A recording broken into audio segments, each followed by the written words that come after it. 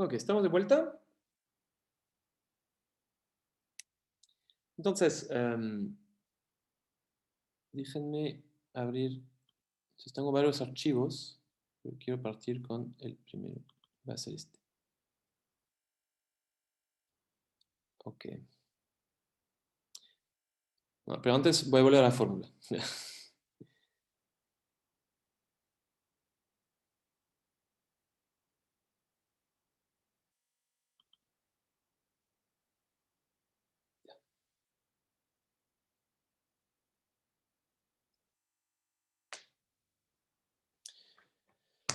Ok, entonces habíamos dicho mucho garabato, pero quizá déjenme borrar un poco. Ahí. Hop, hop, hop. Ya. Entonces habíamos dicho en el modelo lo que genera una covarianza sería, lo que genera una premia sería esta covarianza, ¿no? Entonces, potencialmente uno puede agarrar el modelo, simularlo, ¿ok? Y puede calcular, por ejemplo, dado las condiciones de equilibrio, una tasa riesgosa, una tasa libre de riesgo. Pues el promedio de la tasa de riesgo, la tasa libre de riesgo, calcula la diferencia y tendría una prima por riesgo. O incluso puede calcular directamente de los datos simulados eh, esta covarianza, pero un poco más complicado porque depende de R. Entonces, eh, pero bueno, potencialmente simulando el modelo podemos obtener esta prima por riesgo. ¿Ok? Entonces, ¿qué necesitamos para simular el modelo? Necesitamos simular consumo. ¿Ok? Porque el consumo, dijimos que el suavizamiento del consumo es lo que importa a la gente como para poder, es lo que le importa al momento de comprar y vender activos. Puede ser que necesitemos para generar este consumo alguna trayectoria de ingreso, pero lo que vamos a hacer acá va a ser simplemente considerar el consumo como exógeno. Entonces podemos tener esta trayectoria de consumo. Podemos tener, necesitamos tener parámetros para la función de utilidad. Entonces, por ejemplo, invento. Si tenemos una función de utilidad que tiene esta pinta, necesitamos entonces darle un valor a ρ. ¿Okay? ¿Y qué más? Y necesitamos quizá simular dividendos, ¿ok? Como para poder tener dividendos o quizá más fácil, precio de las acciones, ¿ok? Entonces no hay muchas cosas que tenemos que simular, pero necesitamos toda esta información, ¿ok?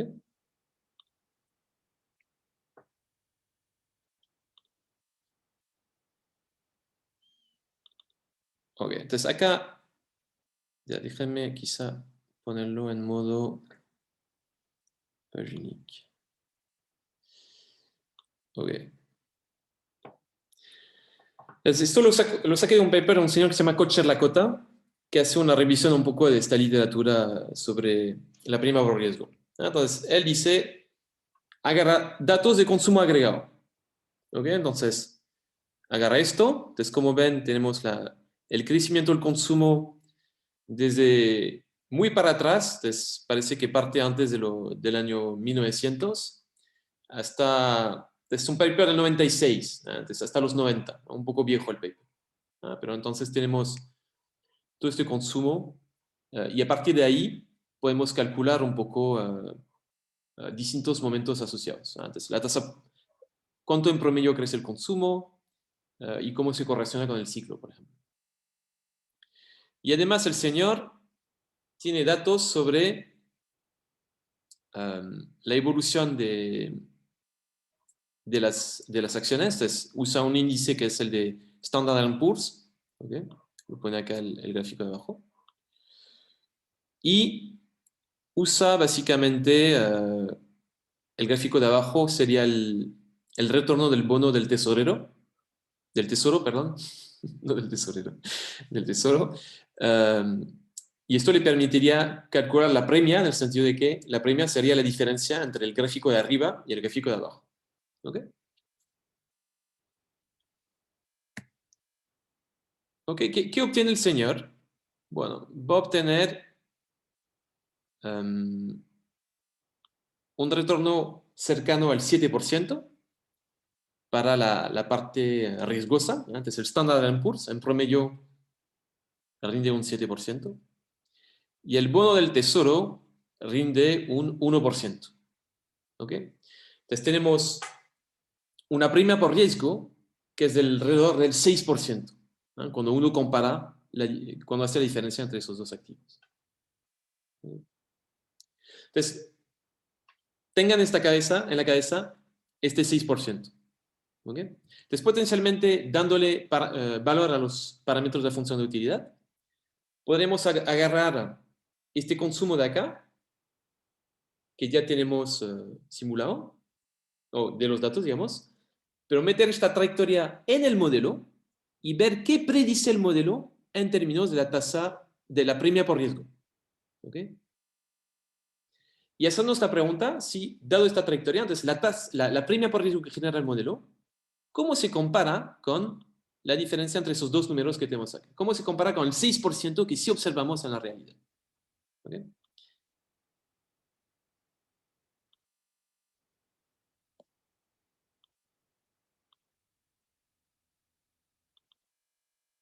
Un segundo. No, cambia el archivo porque... No, me voy al iPad. Tengo unos reflejos. Ok. Esto lo saqué de otro paper, pero es la misma idea. ¿Qué tenemos acá? Entonces tenemos distintas estadísticas. Lo que me interesa a mí son los números que no están en negrita. Entonces, los que están arriba. Entonces, los de arriba son distintos valores posibles para la premia por riesgo. ¿Ok? Y el señor que elaboró esta tabla usa una función de utilidad donde tenemos dos parámetros que hacen la distinción entre aversión al riesgo, es este gamma de arriba. Entonces, ven CRRA es el coeficiente de aversión al riesgo relativo. ¿No? Entonces ven que varía entre 0, después 0,5, 1, 5 y va hasta 45. Entonces tiene distintos valores del coeficiente de aversión al riesgo. Y en columna tenemos la elasticidad de sustitución intertemporal. Entonces, él hacía la distinción, entonces, en la función de utilidad que usábamos, un mismo parámetro generaba, usábamos un solo parámetro para esos dos conceptos, ¿no? Pero él usó una función de utilidad un poco más sofisticada, donde con cada concepto, entonces la elasticidad de sustitución intertemporal y la versión del riesgo, dependen de parámetros distintos. ¿Ok? Entonces, en columna tenemos la elasticidad de sustitución intertemporal. ¿Se acuerdan? Esto nos dice cuánto queremos suavizar el consumo. Digamos, cada fila. Y cada columna tenemos una versión al riesgo distinta que nos dice cuánto nos disgusta el riesgo. ¿Ok? Y fíjense, y todo esto son porcentajes lo que aparece acá. Entonces, por ejemplo, invento. Este 0,1 que vemos acá significa 0,1%. ¿Ok? Y este 1,60 acá significa 1,60%. Entonces, este 1,60 lo tienen que comparar en su cabeza con el 6% que les decía antes. ¿Okay? Entonces, podrán decir, bueno, según los parámetros, potencialmente uno puede obtener una premia por riesgo alta. Entonces, por ejemplo, acá, abajo a la derecha, veo un 6,22. 6,22 no es lejos del 6 que vimos antes. O el 6,25 que tenemos acá, no es lejos del que tenemos antes. Pero la pregunta siguiente es, ¿tiene sentido esos coeficientes de aversión al riesgo del 10 o del 20? Y típicamente la respuesta es que no. Entonces no sabemos cuánto es exactamente la aversión al riesgo de la gente, ¿no? Pero podemos hacer experimentos, por ejemplo, y preguntarles un poco su disposición a pagar. Entonces, se ha hecho un montón de experimentos poniendo gente en un laboratorio diciéndoles, mira, te ofrezco esta tabla, esta plata, o te ofrezco esta otra alternativa, y a partir de esos menús, preguntándole a la gente qué prefiere, uno puede inferir cuál debería ser el coeficiente de aversión al riesgo de la gente, o qué debería ser un coeficiente de aversión al riesgo que no sea descabellado, ¿no? Y típicamente estamos más cerca del 1 que está acá que del 10 o el 20. ¿Okay? Incluso el 5 es un poco alto. ¿Okay? Entonces, el puzzle de la prima por riesgo, su resultado, si quieren, ¿por qué es un puzzle? Es que para generar una premia tal como se ven los datos, necesitamos coeficientes de aversión al riesgo altísimos. ¿No? Son demasiado altos, 10 y 20. La gente tiene que ser muy miedosa, más miedosa de lo que parece en realidad, como para poder generar en el modelo una prima por riesgo que sea realista. Entonces, esto es como el resultado principal. Ahora, se ha desarrollado una literatura inmensa al respecto. Desde que Mera y Prescott sacaron este artículo del puzzle, se intentó entender cómo el modelo podía generar premia por riesgo realistas, y desafortunadamente ha sido un resultado bastante robusto en el sentido de que la gente elaboró distintas extensiones. Entonces acá el modelo era muy simple, le metimos consumo y un par de parámetros, pero podemos imaginar un modelo más complicado donde tenemos un sector productivo, yo que sé, tenemos distintos sectores, lo que quieran. Es difícil obtener premias por riesgo que sean realistas que sean como los datos. ¿Okay? Ahora, alguna gente lo ha conseguido. Entonces, después de tanta investigación,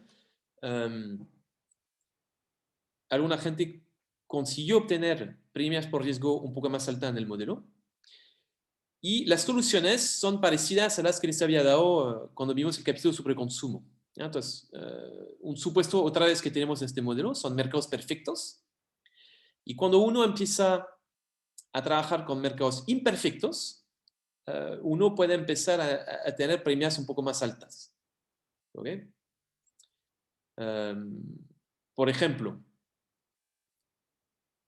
un mercado financiero que no tenemos en la realidad y que a veces está en los modelos es, no tenemos seguros contra el riesgo laboral idiosincrático de la gente. ¿Okay? Entonces, hay un seguro de cesantía, eso es cierto, pero en muchos países está proporcionado por el Estado, y tampoco es muy perfecto. Nos da algo de plata cuando estamos desempleados, pero después está el tema de que, bueno, si damos el seguro de cesantía, bajamos los incentivos a trabajar, entonces es difícil de implementarlo. ¿Okay? Dicho esto, es difícil suavizar el riesgo laboral idiosincrático, ¿no? Y entonces el consumo a nivel individual quizá es mucho más volátil que el que usaba Kocher-Lakota hace un segundito con los datos agregados. Entonces, los datos de consumo que usamos eran datos agregados hace un par de minutos. Quizá en la realidad el consumo es mucho más volátil y quizá considerando este riesgo idiosincrático que no podemos suavizar en la realidad, quizá podemos obtener premias por riesgo más altas. Efectivamente es el caso. Eso es una primera manera de ayudar a tener primas un poco más altas. Otra extensión que ha resultado ser útil es el hecho de que la participación en el mercado financiero en realidad es bastante limitada. No sé ustedes, pero yo soy bastante desastre con el manejo de mi plata. Entonces, muchos años he tenido la plata en mi cuenta corriente, y si no fuese por mi esposa, nunca habría, yo qué sé, comprado fondos mutuos como lo que suele hacer alguien en un contexto un epsilon más elaborado. ¿Okay? No me da vergüenza porque sé que mucha gente está en mi situación, hay mucha gente que le cuesta tener una participación activa en el mercado financiero. Y esta es la realidad, ¿no? De que hay grupos de agentes que no suelen meterse mucho en el mercado financiero. ¿Okay? Y entonces esta participación limitada también es otra característica que la gente ha estado empujando en los modelos. Y la idea es que como solo unos pocos agentes se dedican a, si quieren, a financiar actividad riesgosa, bueno, naturalmente ellos deberían tener una prima más alta, ¿no? Porque si los demás no quieren participar, ¿no? Si quieren, si los demás no quieren participar y que alguien tiene que financiar las actividades riesgosas, naturalmente esta gente va a cobrar más por el hecho de que no hay tanta oferta de fondos. Bien. Y entonces, solo para darles un ejemplo, entonces esto es un artículo de Gouvenan en Econométrica del 2009. ¿Dónde lo tengo? Esperen.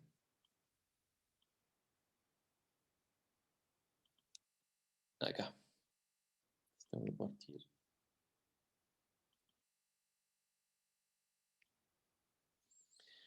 No sé si deberían ver esta tabla, ¿no?